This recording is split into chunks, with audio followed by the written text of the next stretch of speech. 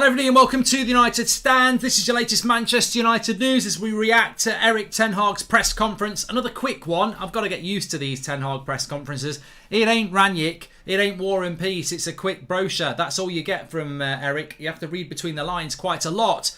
But massive blow. Anthony Martial out of the game against Southampton. And look, I suppose it's the genius of having the community that we have and the conversations that we have, because literally we were talking about this 2 days ago. We're talking about Martial, and I remember saying, my concern with Martial is you just don't know on Friday. It was Martial and Varane, I said. The trouble with Varane and Martial is you just don't know on Friday if Ten Hag's going to say they're out. And it's a bit... Martial's becoming like Cavani. He can play really well against Liverpool, and then he's out the next game. Like, he is... almost Anthony is becoming. I don't know what to say about Martial. You can't depend on him, like White Owl says. You just cannot depend on him. His injury record was crap last year anyway. It wasn't much better the year before, and now we've had 4 games this season. He's missed 75% of them. He's missed 3 of our 4 games. Not even been on the bench. He's been out for 3 or 4 games with 2 different injuries. You know, this whole Martial's better than Ronaldo debate, which, I mean, I think is a load of nonsense anyway. You've got to take into injuries. It's not... You cannot rebuild a team on players like this. You just can't. He's going to miss a lot of games quite clearly, and you can't go from a really good performance against Liverpool in the second half and then he's out for Southampton. You can't build a team on that. The stability is just rocking already. So, really disappointed. And... can't really do anything about it, to be honest with you. I don't really know what to say about it. I don't know why a lot of people are talking about Arsenal in the chat. Have we got Arsenal? Oh, shit. Southampton versus Arsenal. That's why. Bloody thank you in the chat. I'm an idiot. The Arsenal stand. Why have we got Southampton? What am I... That's worrying. Why am I thinking about Arsenal and putting it in the... I've done it twice as well. That's totally on me. I'm an Arsenal fan. I've been unveiled. Why have I put Southampton versus Arsenal twice? Thank you, everyone in the chat. You've totally... I was like looking in the chat going, why are they going on about Arsenal? Anyway, now I know. So anyway, back to the conversation about Martial. I'm just really disappointed. And look, I would rather play Ronaldo over Martial anyway. So I'm disappointed. So I can only imagine what a lot of you are like who wanted Martial to play in this game. So yeah, it feeds quite nicely. So we're going to go into what Erik Ten Hag said, but the breaking big news is that Anthony Martial is out of this game with an Achilles injury, which probably puts him out of Leicester and Arsenal, to be honest, Thursday and then next Sunday. There's an interesting story coming out from the Italian sources saying that Osimhen would jump at the chance of coming to Manchester United, and it's got some people excited because Napoli are in the Champions League. Ronaldo has been linked to Napoli a few times over the summer. Can we give them Ronaldo and can we get Osimhen? Absolutely no chance. Not a chance in a million years. Napoli is a fantastic player. I'd love Osimhen at Manchester United. I mean, if you want to buy a striker that's going to be part of a rebuild, Osimhen, we've mentioned him a few times, but he's as impossible to do now as he was back in May. I think Napoli only bought him a year ago and they spent 70 million euros or pounds, whichever way they're going to want, and he's been good for Napoli as well, so it's not like he's flopped. They're going to want 100 million whether we throw Ronaldo in or not. We haven't got the money for that, so Osimhen's not going to happen. So that's the end of that straight away. KFC ordered Mark and it's arriving before Anthony, says Paul, and just shows we need another striker, says Alejandro. Been a great ride despite a crap United, thanks Mark, says Grant, and Ronaldo has to stay now, says Lars. Well, we'll talk about players that might be staying, but what's the injury? It's an Achilles injury. But, the thing with Martial is he's not the sort of player that, and there has been players like this in the past. I think Daniel Sturridge always used to get this aimed at him, and I don't know whether it was fair or not, but they... players who get a little bit of a knock and they don't want to play. Now, I don't think Martial is like that.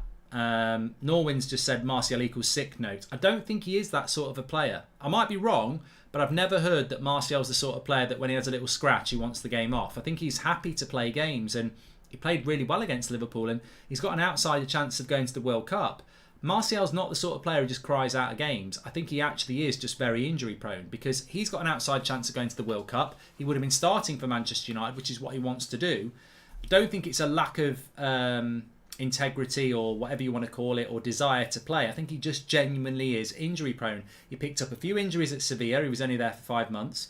He's been quite injury prone for Manchester United over the last couple of years. And now, again, he's had 2 injuries in the space of what? 4 games. So I think it really does beg the question that you've got to bring him in you've got to look at bringing a striker in. And of course, with Cristiano Ronaldo in the way that he is, really, really harsh. I just want to just go through this. Oh my God, it's terrible. It's absolutely terrible. So Anthony Martial's injury record over the last season. Okay, so we're not even gonna go back 2 years.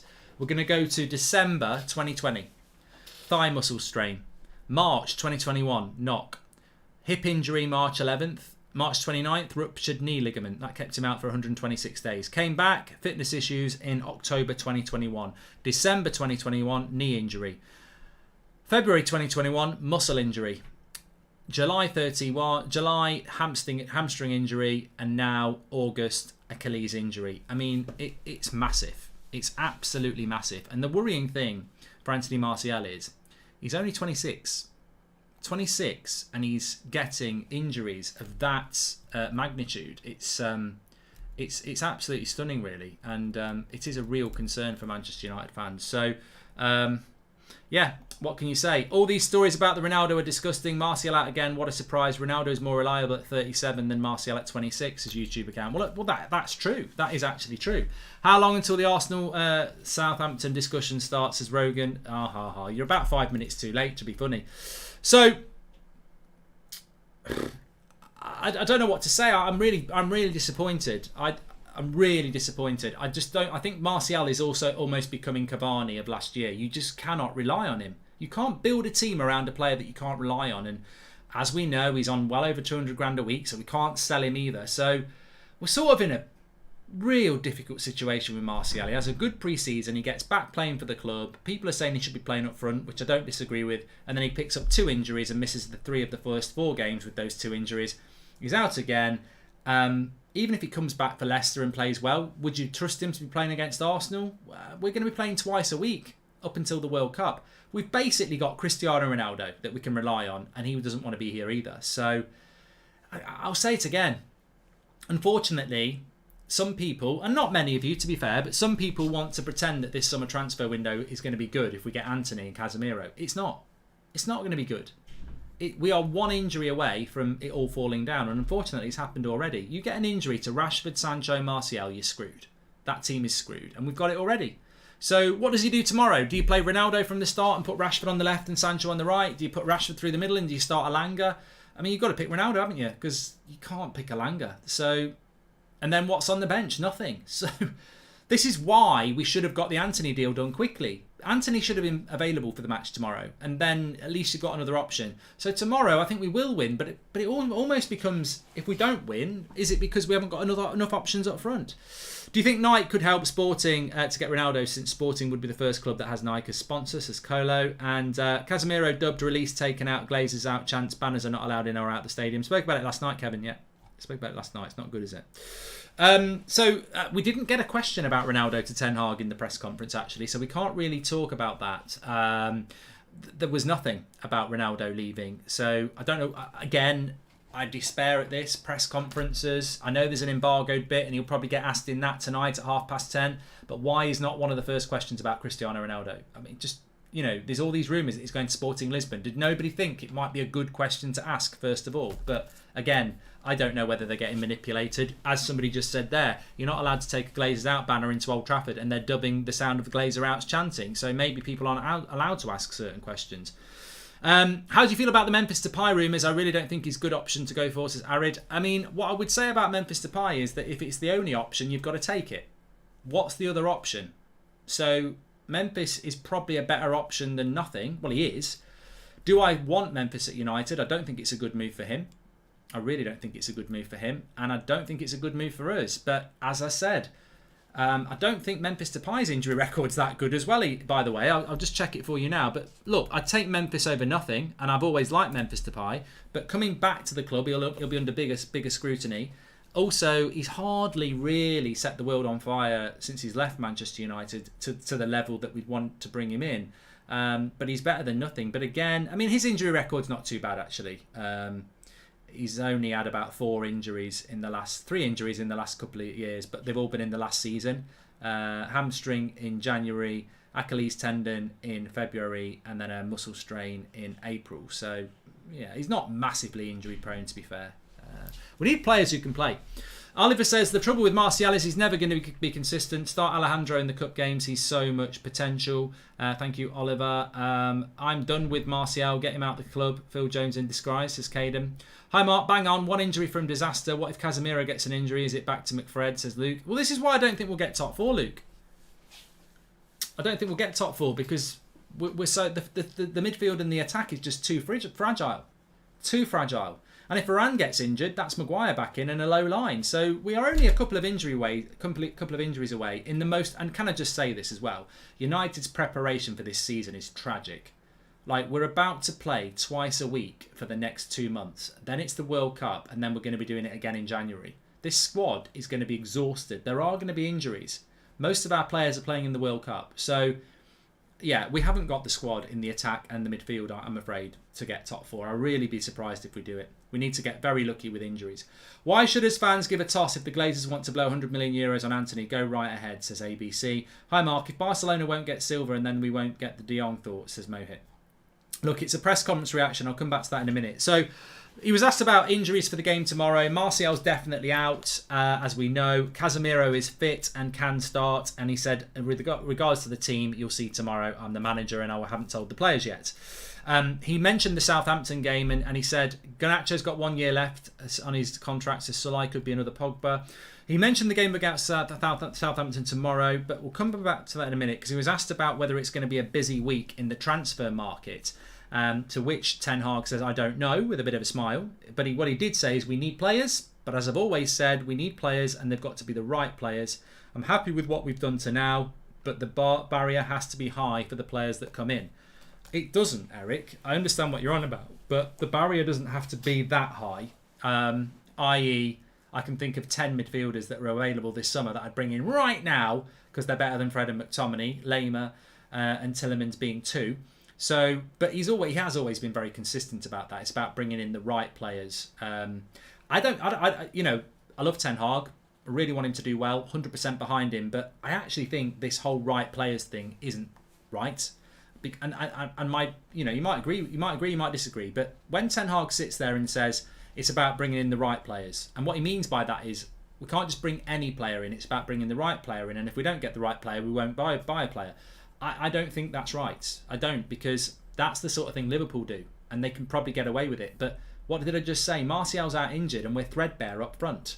If Casemiro gets injured, we're back to the weak midfield. So, although I understand that Ten Hag wants the right players, and he's talking about the Antonys and the De Jongs, of course he is. But if you can't get those players, you can't get nothing, because we are so weak in the midfield and up front. It's not just about right players; it's about bodies as well. We need players, and so we can't set the barrier too high, because if you don't get the players that you want, you can't just get nothing. But of course, I do believe we'll get Antony. Martial injury record makes Cavani's look normal, says Sandro. I mean, to be fair, it's not as bad as Cavani's, but it's heading that way. It's just not. You can't rely on Martial, and it really hurts. It really hurts that you can't rely on him, because we're not going to be able to rely on him. He's had a hamstring injury and an Achilles injury in the first 4 games of the season. Like, how many is he going to pick up? Still low-key hoping to see De Jong at United this summer, even if it's at the very end of the transfer window, says Arad. So that's what he spoke about incomings. Outgoings was really interesting. It was mentioned to him that Eric Bailly had gone, but he was asked about any outgoings going out, funnily enough, and the name checked was Phil Jones, Brandon Williams and Aaron Wan-Bissaka. So this was really quite a disappointing reply from Ten Hag. He said they're not available at the moment, so they're not going to be going out this window. Now, I don't know whether he's mixed up Wan-Bissaka there, because I'm pretty sure Wan-Bissaka's not injured. But Phil Jones and Brandon Williams will not be leaving because they're both injured. Now, Phil Jones has a record of doing this. I know we've mentioned this at least twice before. Every time there's a transfer window, Phil Jones is injured. I don't know whether he's doing it on purpose. He's probably just injured, to be honest. To be honest, it's a bit unfair to say every transfer window Phil Jones is injured. A better statement would be every week Phil Jones is injured. But yeah, you can't sell an injured player. Phil Jones is out of contract in the summer. He's just going to walk away, isn't he? And United are going to boot him out, which is what should have happened a long time ago. We shouldn't have given him a new contract. Brandon Williams is disappointing. I get the feeling he doesn't want to go. So maybe it's in his interest not to be fit. I don't know what's going on there, but he should have been gone. Easily should have been sold. And the fact that we're keeping him, does that mean we won't buy a right back now? What worries me about this is that Brandon Williams is not part of the plan, and neither's Phil Jones, and neither's Wan-Bissaka. So if the board do their job and remove them, that allows Ten Hag to bring in a right back. If we can't sell Brandon Williams, Wan-Bissaka and Phil Jones, that means they stay and we don't get a right back. But that's not helping the manager because he doesn't want them as his right back. So he's got to use players he doesn't really want and make do. That's not how you build a football club. Martial's injury is clearly heading towards Ronaldo staying. Anthony and Gakpo incoming, says Mojo. It's so embarrassing looking at a transfer business. We get charged ridiculous prices always, says ATD. Anthony is not worth what Ajax are asking for. That's why I'd rather us get Gakpo. We only need a backup, says ATD. If Ten Hag is so fussed about right players, why did we bid for an Arnautovic, says JW. Quite a good point. In fact, a very good point. So yeah, on the outgoings, looking a bit disappointing. It was Axel, not Wan-Bissaka, says Catherine. Okay, so Wan-Bissaka could go, but Twan-Sebi, we know Twan-Sebi's not going to go. He's injured as well. So Twan-Sebi, Brandon Williams and Phil Jones won't be going anywhere because they're injured. We cannot allow Ronaldo to leave unless we get a proper replacement. I'm not having another stopgap striker. That will be a disgrace, says Abhishek. And Mazima says, well, welcome to the members club, pal. And La Liga allows Barca to register Koundé. That's the end of De Jong, says Ramo. On Ronaldo, we should not be allowing. On Ronaldo, we should not be allowing him to go now. You can't risk it. You can't let Ronaldo and get Memphis in if Martial's going to be injured. It's not enough. You've got to keep Ronaldo because we need goals. What if Memphis comes in and flops? Martial's always injured. We won't score. So we've got to keep Ronaldo now. Do I think we'll keep Ronaldo? I don't know. I don't know what to believe anymore. I think there's a lot of lies. There's a lot of bullshit. There's a lot of spin. And we'll find out in a week, I suppose. I don't know. I'm 50-50 on whether Ronaldo will stay. But we need Ronaldo to stay. And the main reason we need him to stay is the same reason we needed him last year. Cavani, Martial, Greenwood, they weren't available for different reasons. And, Cavani's not here, Greenwood's still not available, and Martial's injured. So we need Ronaldo, of course we do. But even if we get Anthony, I'm still worried. Anthony's not a striker. We've needed a striker all summer. And the interesting thing about the striker is that Erik Ten Hag actually wanted Darwin Núñez, who obviously went to Liverpool. So we've still never bought the striker that we were meant to get. And remember that Erik Ten Hag always wanted Ronaldo as part of his plans. So he wanted Darwin Núñez and Ronaldo. And Ronaldo was aware of that. So he knew he was going to be sharing the role. We're now in a situation where we've just got bloody Ronaldo. Same as last year. And you can understand Ronaldo's frustration because he doesn't want to play Thursday, Sunday. He can't do it. He needs somebody to share the role with him. So what are we going to do? Can't play Rashford on the left and up front, and I don't think he's a forward either. So we're really short up front. Really short up front. Anyway, talking about the Southampton game, just to talk about tactics for a moment. Don't buy fruit in Mallorca by Mark Goldbridge, says Jack. Oh, what a stream that was. So if you're interested in your tactics, Ten Hag is good at this, and he basically spoke about the Southampton game and said it's a different challenge. And did we learn the lesson from Brentford? We've got to run right and fight right. Mark, I don't understand how people can be annoyed at Ronaldo, as when you summarise it, he's pissed off with United for exactly the same reasons we are, says Sandro. Yeah, of course. I can see us getting another lone striker like a Garlo. Yeah, I said it this morning, MOC. I said it this morning. I think we will do a desperate signing at the end of the window. And Memphis is a desperate signing. It is. It is. Do you think Ronaldo will start tomorrow, says Ernest? I think he's got to.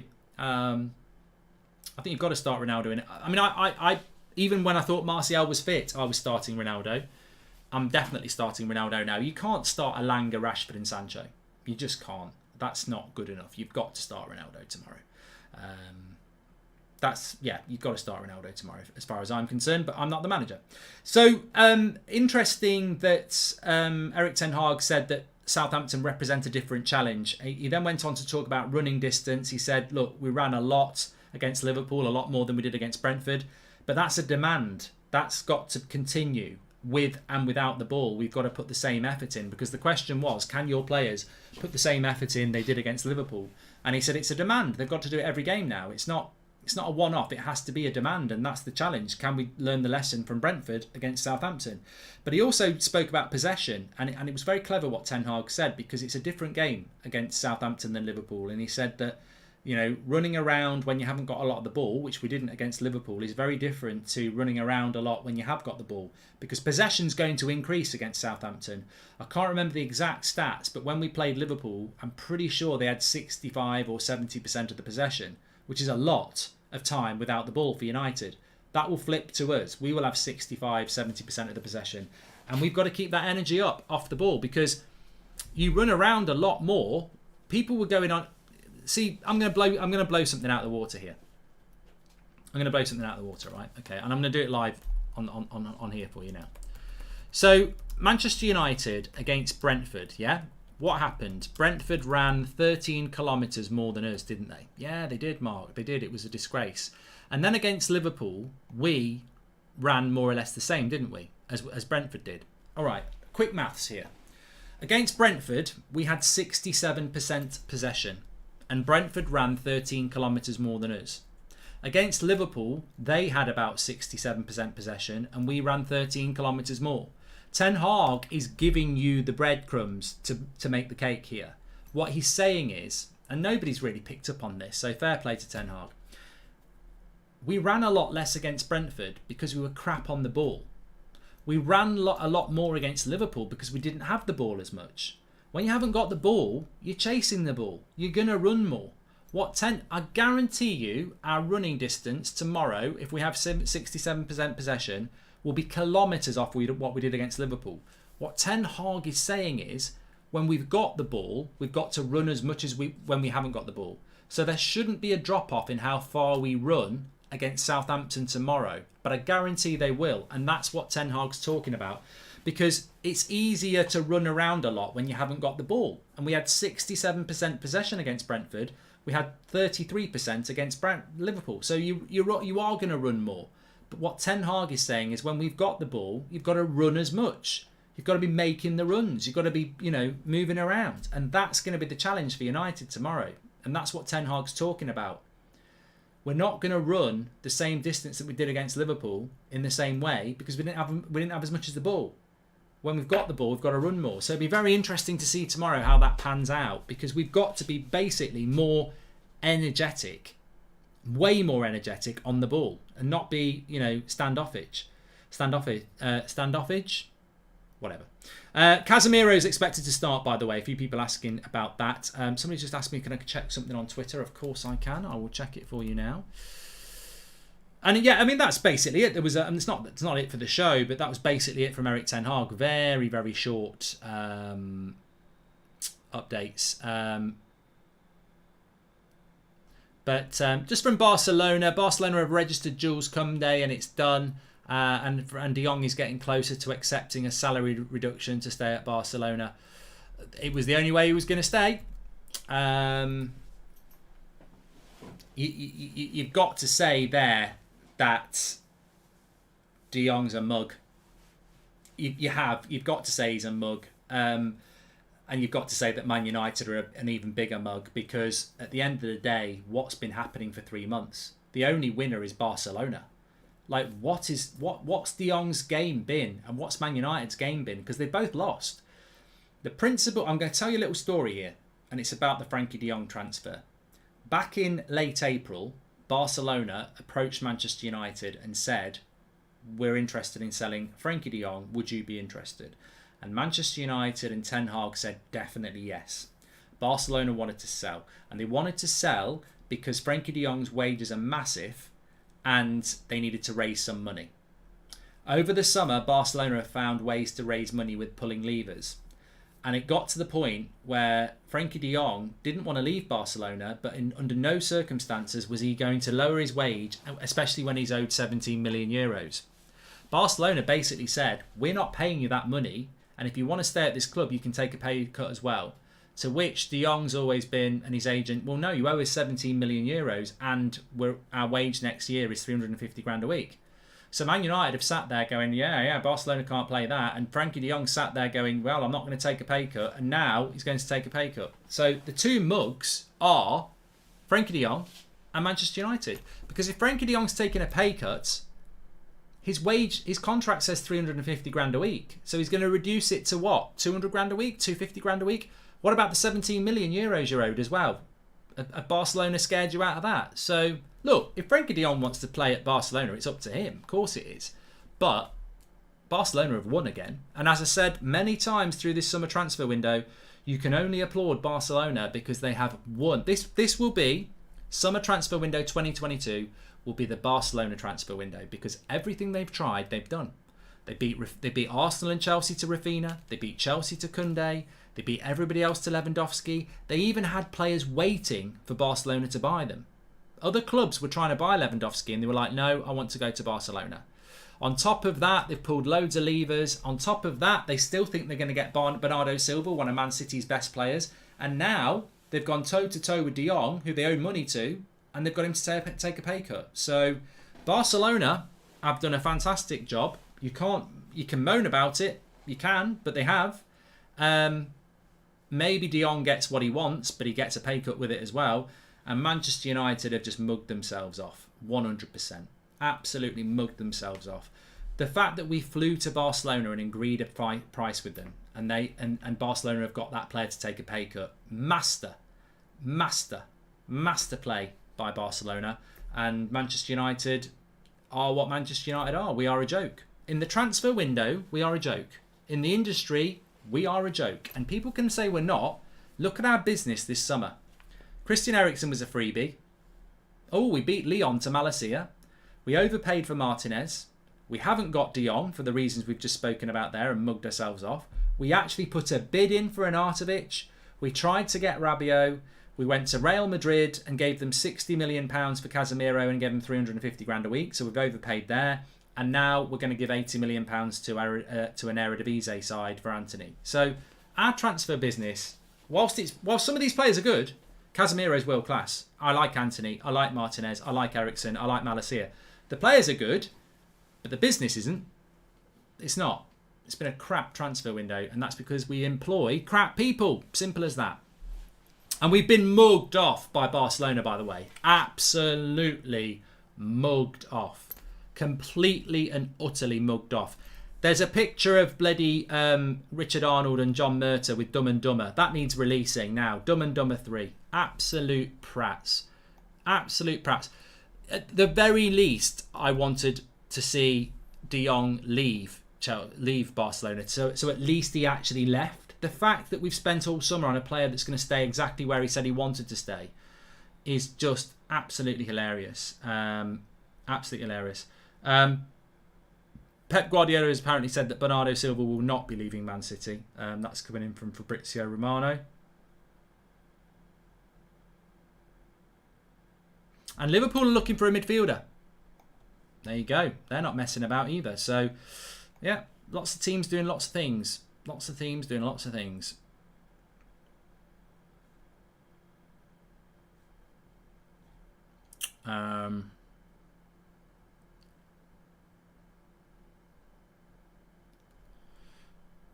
Yeah. Okay. Hi, Mark. We bid for Anthony again? Yet it's gone quiet, says Azad. You need to watch the morning show, mates. That's the transfer show. That's the news. We're basically waiting on Ajax. Ajax will decide when they sell Anthony, not us. So, yeah, we are waiting to see what happens with that. Disappointed, generally disappointed. The Martial injury has really rocked me. I'm sure it's rocked you. I think we're ridiculously weak up front. We're one injury away and it's panic stations. And even if Ronaldo starts tomorrow with Sancho and Rashford, we've got nothing on the bench. We've got literally nothing on the bench. If Rashford, Sancho or Ronaldo get injured or have a bad game tomorrow, we're screwed. I can't believe we're going into... I've said this a few times. More mugs than a Potter's gift shop, says Dance. I can't believe we're going into a season. Two things here. I can't believe we're going into a season that everybody knew was going to be the most relentless marathon ever, because you're going to have to do a World Cup in the middle and play twice a week all around it. I can't believe we're going into a season like that, and also a season where you have 5 subs with no depth up front and the midfield. Midfield's a bit better, but up front, where you need to score goals, and we're going to be playing twice a week, and you can make 5 subs. What is going on? Like, we've got no depth up front at all. You know, you should... A good club would be in a position like this. You're playing twice a week. You have 6 forwards. Like last year. Last year we had Ronaldo, Cavani. Who else did we have? We had Ronaldo, Cavani, Rashford, Greenwood, Sancho, Martial. We had 6 players for those front 3 positions. And we let Dan James go, didn't we? We've now got Sancho, Rashford, Ronaldo. Martial's never fit. We haven't bought Anthony yet. And Alanga. You should be starting Ronaldo, Sancho, Rashford tomorrow. You could sub all 3 if they're not playing well, because you can make 5 subs. You should have 3 quality players on the bench. We'll have Alanga. It's just ridiculous. We are playing twice a week until the World Cup. We can make 5 subs, and we've got no subs who can play up front. It's ridiculous that we've gone into a season like this. It's going to hurt us. I always said this, that I think we'll struggle when we hit October. Well, we've already lost 2 games already. I think this team is going to get fatigued very quick, especially when you consider how much Ten Hag wants them to run. I can see us picking up more injuries. We've got, somebody mentioned Gakpo there. You've got to get Anthony and Gakpo now. You can't rely on Martial. You've got to buy 2 players and keep Ronaldo. So, yeah, Garnacho's a young player. I don't count Garnacho. I don't like it when I see people in the chat going, Alanga, Garnacho. What did I say about last season? Cavani, Ronaldo, Greenwood, Rashford, Sancho, Martial. They're not young players. I know Greenwood was young, but he was well established. That's 6 players you can count on as first team players. You're now shouting Garnacho and Alanga out. They're young players. They don't need the pressure of, let's start them. They're development players. You don't include them as your 6 options. Mark, if we get Memphis, Arnold, John will say we went for Memphis, not Frankie de Jong, says Ronit. Can I just say as well, Frankie de Jong staying at Barcelona and us going to Barcelona and buying Memphis is embarrassing. Come on. It's embarrassing, isn't it? That is absolutely terrible. I can't even think of an analogy for that. Like, you've been begging Barcelona all summer for Frankie de Jong, and then you've got to go back there to take Memphis, who they'll gladly give you. It's just embarrassing, really, to be honest. Sporting Lisbon and Ronaldo, odds on now. It's been like that for 24 hours, Philip. Slow Sports News, we'll have to wait and see. Jevon, thanks for the super chat as well. Okay, would you take St Maximum, says Ray. Mate, we've got 6 days left of the transfer window. We need to stop talking about quality players at quality clubs like St Maximum and Osman. We're not doing deals like that now. We are into desperation streets. That's why we're talking about Memphis. We've been here before. We know it very well. We've seen Agallo. We've seen Falcao. We've seen Cavani. That's what you're getting now. Up front, it's going to be one of those. That's what's going to happen. Right, thanks everyone for watching. We're back at 8 o'clock tonight. I've got my FIFA career mode. I can't wait to play that. Escape from Reality. I'll be on just in about an hour's time, just after 3 o'clock, Goldbridge TV. Thanks everyone for watching. Don't hate Barcelona. Don't hate the game. Barcelona won this summer transfer window. You would love it if Man United were like Barcelona. They've absolutely owned this transfer window. They've mugged us off. They've mugged everybody else off. You know, they've got Frankie de Jong to take a pay cut he apparently was never going to do. And he's owed money as well. Barcelona, whether you like it or not, are behaving like a football club and want to win. We've got clowns in charge of our football club, and that's why we end up getting bantered every bloody summer. Dortmund have done it to us. Barcelona, Ajax are doing it right now. We get bantered every summer because we're just not a football club, and we all know that.